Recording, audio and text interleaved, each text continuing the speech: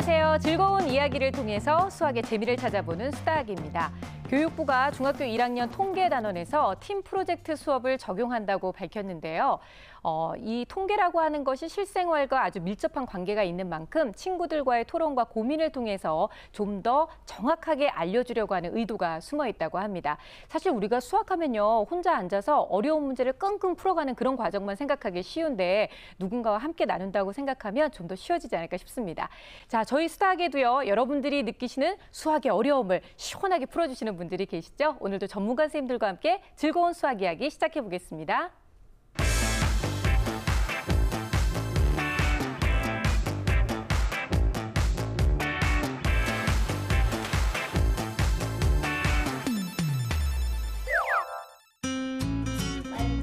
반이 됐어, 반이. 엄마. 엄마도 잘 모르겠는데 찾아볼까? 응.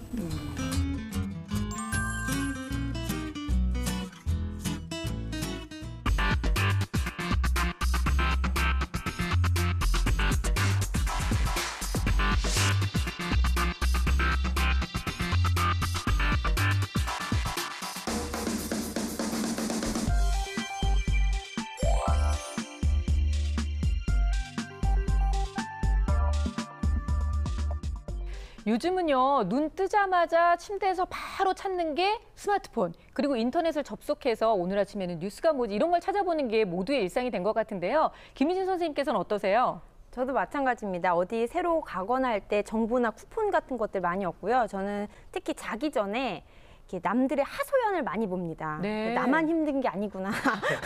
다른 동료 선생님들, 아기 엄마들 다 이렇게 힘들게 사는구나 하면서 네. 약간 힐링을 얻으면서 이렇게 그런 걸 좀 즐겨보는 편이에요. 저는 단톡방에 한 100명짜리 단톡방 하나 있고요. 한 네. 50명짜리 있어가지고 그들이 올린 글 보는데도 하루 종일 시간이 걸리고, 그다음에 SNS. 제가 입었던 옷들 하나씩 올렸던 사진들 누가 봤나 하고 찾아보고 네. 그런 거 하느라고 시간이 바빠요. 저렇게 확인을 잘 하는지 몰랐어요. 앞으로 계속 좀 리플 좀 달아야겠어요. 계속해서 선생님한테 하트 뿅뿅 날려드려야 돼요. 그래야 될것 관리 좀 해야 같은데. 됩니다. 저렇게 많이 신경 쓰는지 몰랐는데 네. 저는 주로 이제 그 인터넷 실시간 검색, 실검을 많이 해요. 네네. 그래서 제가 제 이름도 많이 쳐보고 특히 또 수다학 녹화가 잘 된 날, 그렇죠. 야 이거 방송 나가면 좀 올라오겠는데 그런 느낌 있는 날 검색을 해보는데도 잘 안 떠요. 근데 오히려 지승현 씨 이름이 어느 날 올라와가지고 제가 깜짝 네. 놀랐었어요. 그래서 드디어 터질 게 터졌구나.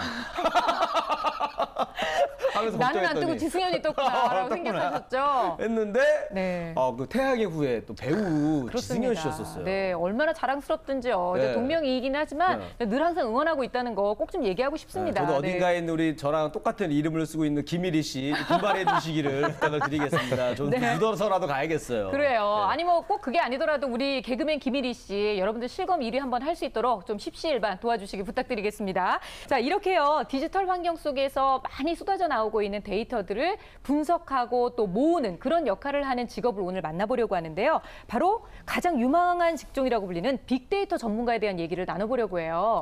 예, 요즘 알파고와 더불어 가장 핫한 단어라고 할 수 있죠. 예, 네. 빅데이터라는 단어를 요즘 좀 만나게 되실 텐데요. 바로 이 빅데이터 이 분야말로 수학의 완전 집결체라고도 할 수 있죠. 이게 수학의 분야에서 특히 응용 수학 그리고 통계학이라고 할 수 있습니다. 예, 이런 아주 매력적인 분야인데요. 전문가들을 이렇게 일하시는 거 보면 아주 흥미로우실 겁니다. 네, 그렇습니다. 기대하셔도 좋습니다. 빅데이터 전문가는 과연 어떤 직종이고 그 안에는 어떤 수학이 숨겨져 있는지 지금부터 함께 찾아볼게요.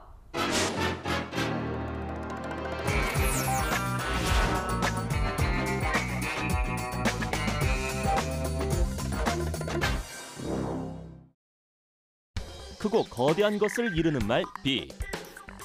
문명과 기술이 발달하면서 무수히 많은 데이터들이 쏟아졌고 거대한 정보의 바다에 차곡차곡 쌓여갔습니다. 그렇게 다양하게 모아진 거대한 정보 덩어리를 빅데이터라 부릅니다. 사람들은 빅데이터를 어떻게 사용하면 가장 효과적으로 사용할 수 있을지 고민했고 빅데이터를 전문적으로 다루는 전문가들이 등장했습니다.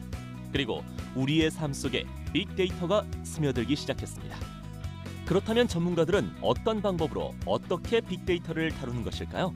빅데이터로 해결할 만한 좋은 주제를 찾고 나면 그 주제에 맞는 데이터들을 찾아내고요. 그 데이터들을 가공해서 거기에 맞는 적절한 분석 방법을 통해서 답을 찾아내는 과정이 빅데이터 분석의 과정이 되겠습니다. 서울 심야버스는 빅데이터를 활용한 대표적인 예입니다. 심야버스 운행에 가장 중요하다고 할 수 있는 노선도 선정, 여기에 그 놀라운 비밀이 숨겨져 있습니다. 흔히 탑승 기록을 빅데이터로 사용할 거라는 추측을 하기 쉽지만 그렇지 않다고 하는데요. 어떤 빅데이터가 사용됐을까요? 저희는 서울시 심야버스를 하면서 통신사가 가지고 있는 기지국 통계 데이터가 그 시간대에 어느 지역에 얼마만큼 사람들이 모여 있는지를 통계적으로 보여주고 있기 때문에 이 데이터를 활용한다면 많은 추정과 가정을 하지 않더라도 굉장히 정확하게 노선을 정할 수 있을 거라고 생각했습니다. 그래서 기지국 통계 데이터라는 강력한 빅데이터를 가지고 거기다가 수학적인 알고리즘을 같이 배합해서 최적의 버스 노선을 설계했습니다. 빅데이터 분석 방법은 이렇습니다. 먼저 심야 시간 통화량 30억 건, 심야 택시 승하차 데이터 500만 건의 빅데이터를 분석하여 사람들의 움직임을 관찰하고 서울을 1252개의 구역으로 나누어 통화량이 가장 많은 지역을 골라냈습니다.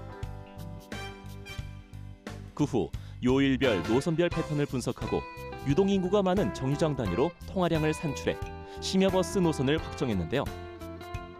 놀라운 것은 이런 과정들이 모두 빅데이터 전문가들에 의해서 이루어졌다는 것입니다. 모든 기업들은 빅데이터 분석 같은 종류의 데이터 분석으로 차별적인 경쟁력을 갖지 않으면 생존할 수 없을 만큼 중요한 분야가 될 것이고요. 빅데이터만을 전문으로 하는 사람들이 앞으로 계속 부각될 것 같습니다. 지난 10년 사이 세계의 데이터 사용 규모는 무려 600배 이상 증가했습니다. 인터넷이 발전하면서 데이터를 주고받는 것이 쉬워졌기 때문인데요. 빅데이터를 활용한 실질적 성공 사례가 나타나면서 국내의 빅데이터 시장도 더 활발해지고 있습니다. 국내외 할 것 없이 빅데이터 시장이 넓어지면서 빅데이터 전문가 역시 다양한 분야로 진출하게 되었습니다. 일례로 미국의 인터넷 뉴스 미디어 기업 버즈피드에서는 빅데이터 전문가였던 다오 웅유엔이 발행인으로 선정됐는데요. 언론 분야가 아닌 다른 분야의 전문가가 발행인이 된 최초의 사례로 사람들이 자주 보는 뉴스를 분석하는 것, 즉 빅데이터 분석이 그만큼 중요해졌다는 것을 뜻하기도 합니다. 이렇게 빅데이터 전문가들이 빅데이터 전문 능력만으로 다른 산업의 보조적인 것이 아닌 주력 위치에 오를 수 있는 기회가 앞으로 대부분의 산업에서 발생할 것으로 보입니다. 의료, 상업, 농업, 그리고 스포츠까지 빅데이터가 활용되는 곳은 점차 늘어나고 있는데요. 무엇보다 빅데이터를 가지고 어떤 문제를 어떻게 해결할 것인가를 결정하는 것이 가장 중요하기 때문에 빅데이터 전문가의 수학적 사고력이 요구됩니다.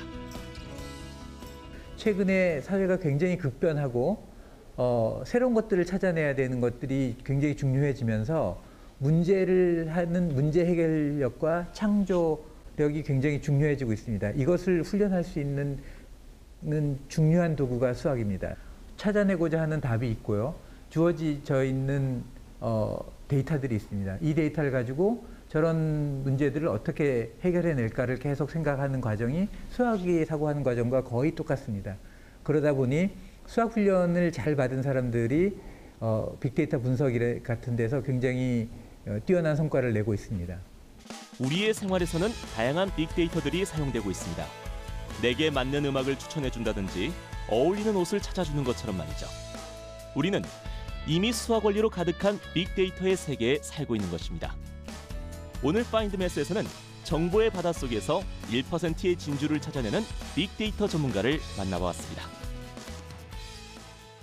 네, 보면 정말 어마어마한 양의 데이터가 쏟아져 나오고 있잖아요. 이런 데이터 안에서도 정말 필요한 것들을 쏙쏙 뽑아내는 그런 전문가라고 생각하니까 정말 대단하다는 생각이 드는데요. 앞으로도 할 일이 굉장히 많아질 것 같아요. 네, 저는요, 그 심야 버스 노선도 네. 이 빅데이터 전문가들의 활약이 대단하다는 거 보고 깜짝 놀랐습니다.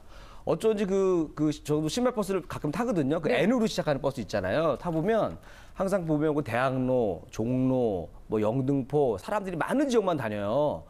그거를 이제 심야 통화량을 파악을 해가지고 이 빅데이터 전문가들이 다 이걸 짰구나 노선을 이거 보면서 굉장히 대단하다는 생각을 했습니다. 네, 우리 리 씨는 밤에 심야에 네. 명동, 영등포 어디라고 그랬죠? 아까? 종로 이런 데서 술을 마시고 있는 거예요. 그렇죠. 벌써 정보가 또 나갔네 또. 빅데이터도 참고할 것 같은데요. 그렇죠. 네.